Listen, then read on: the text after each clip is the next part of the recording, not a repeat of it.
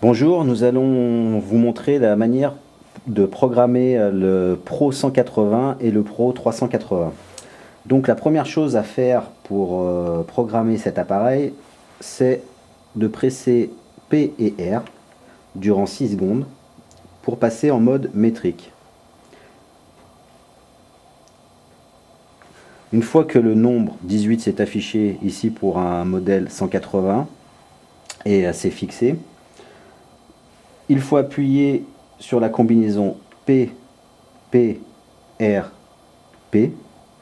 Et là va apparaître ON et une barre dessous qui va clignoter. Si tu appuies sur la touche R, le ON va disparaître. R de nouveau, ON va réapparaître, ce qui signifie que le mode métrique est appliqué. Donc là, nous sommes en mode métrique. Nous appuyons sur P pour valider.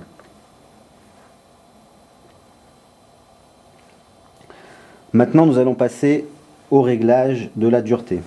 Donc pour faire la dureté, il faut appuyer sur la touche P durant 5 secondes. Jusqu'à ce que le nombre 25 apparaisse,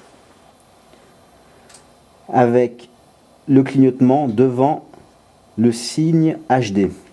Donc là, on va régler la dureté grâce aux touches R. Ici, par exemple, nous réglons une dureté de 30 degrés français. On valide avec la touche P.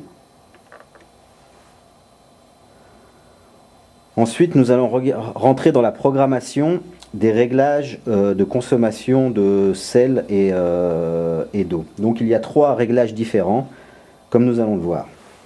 Donc pour entrer dans ces réglages, de nouveau nous presserons la touche P et R.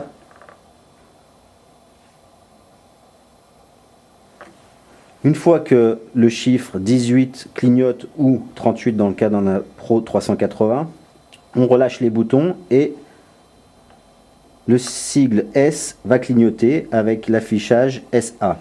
Pour changer, on appuie sur R et on va commencer par le mode S1 de programmation, qui est le mode en fait où on aura la consommation de sel la plus réduite, mais ensuite avec des régénérations plus fréquentes.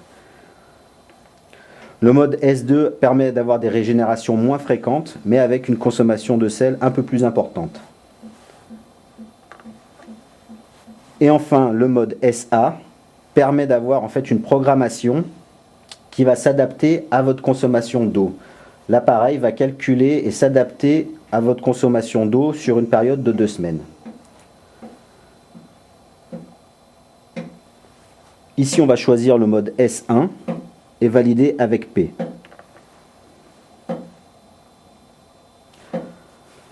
Ensuite, le clignotement de l'horloge qui va nous permettre de régler l'heure. Donc, comme vous voyez, on peut régler que l'heure et non pas les minutes. Donc, on règle à l'heure la plus proche de l'heure qu'il est actuellement.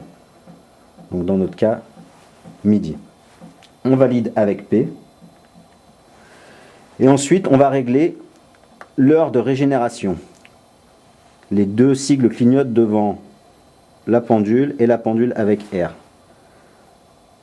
On change l'heure de régénération souhaitée avec le bouton R jusqu'à atteindre l'heure que l'on souhaite. Dans ce cas-là, 2 heures du matin. On valide avec P.